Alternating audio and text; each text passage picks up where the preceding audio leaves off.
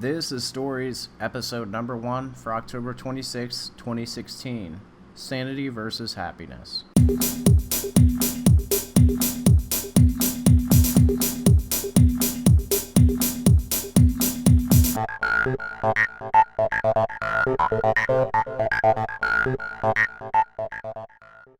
So there were a bunch of things I had to consider when I was doing my first episode of Stories. First and foremost, I had to consider whether I was going to do it myself or whether I was going to have someone else do it with me. And I decided to do it myself, and there's a perfectly good reason. I want to kind of set the stage for everybody and kind of give you guys an idea as to what actually I expect out of the show. Now, the two stories I have is, one is a more personal story than the other is. The first one is how I started doing all this media stuff, and the second one is what I like to call Sanity versus Happiness, the first story. And this is actually something I haven't really talked about. I've talked about how I got my screen name and where all that stuff has come from and where 7 has come from, but I've never actually talked about why I actually started doing YouTube videos, podcasts, and things like that. And I'm going to go all the way back to the beginning where I started off with podcasting. I had done a few podcasts. I've actually had a few affiliations with a vast array of different community forums and things like that, as well as my own properties. And it all starts back in, I want to say, 2008, or no, actually it was about 2009. I started my own podcast, and it was under, let's see, at the time it was See It Clear Networks. And I ran 9 episodes of said podcast. And at the time it was about tech news. I had actually 2 people I still very much keep in touch with, Greg Mitchell and Chris Holmes. I did a podcast with those 2 gentlemen and a couple of other people that I associated with. Like I had said, I started doing that. I ran 9 episodes of that, and never really did anything after that for about, I want to say, 2 or so years. It wasn't until 2011 I actually started doing YouTube videos, and I can't believe how far I've come since I started doing YouTube videos. In fact, my format has completely changed in 7 since I started doing videos. And I started off Nervous and Sick, I think was the name of the first episode. And it was World of 7 episode number 1. It was season 1. And it was really interesting. It was like 10 or 11 o'clock at night, and I just shot a quick episode using the front-facing camera on, oh goodness, what was it at the time? I can't even remember what device I was using at the time, but in either case, it was quite different. It wasn't until episode number 2 that I actually used the rear-facing camera, and the quality ended up being so much better. In either case, it was interesting because I wasn't sure at the time whether I was going to continue doing it. In fact, I commonly referred to it as an experiment. It was another way for me to actually get content across to you guys.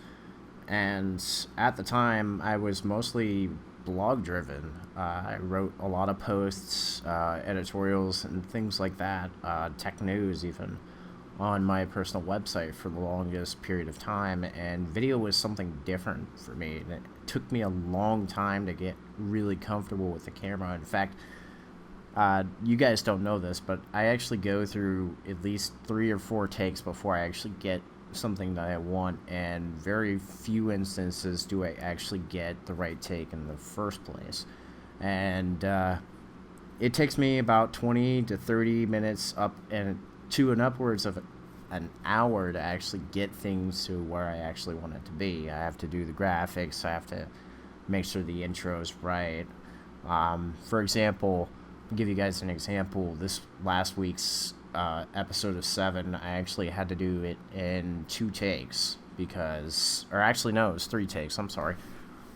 because I knew what I wanted to say in my head, but every time I tried to speak, it was just like so.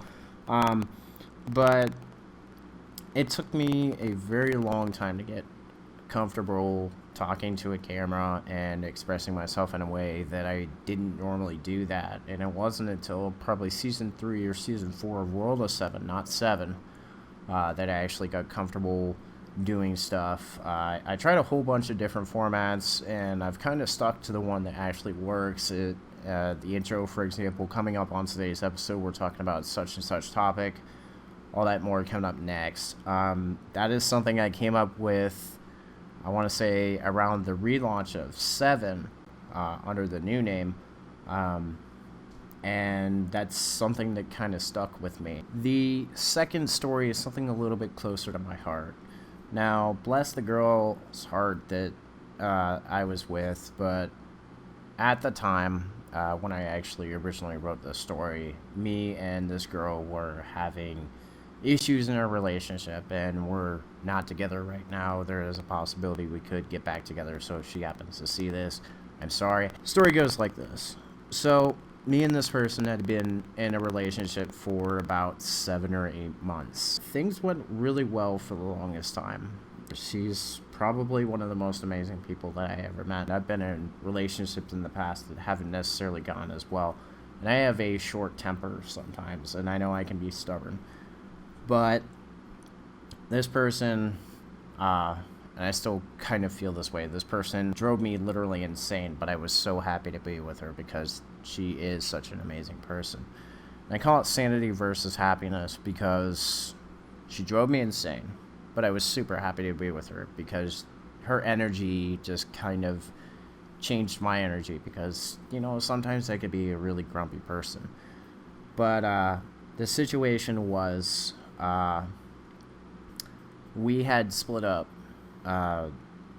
through some miscommunication or something along those lines, and I had come to the decision that I would rather be happy and sane, so I had to end the relationship until she had decided to get her life together. But it's one of those situations where it's my second serious relationship, and I really want things to work out for the best because, I do love her. I just want to be happy. But what prompted this story is this whole mistrust.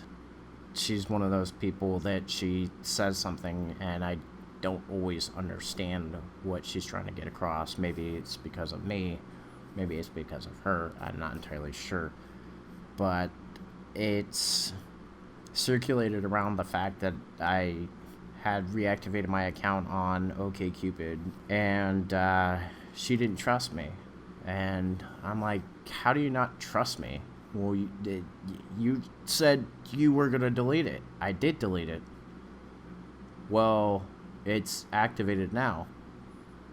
Okay, and?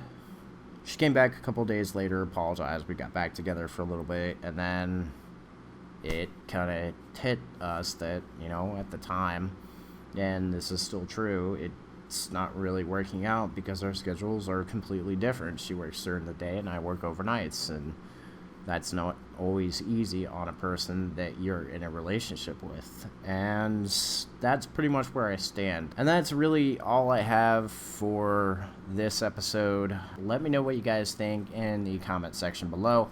And as always, I'll see you guys next time.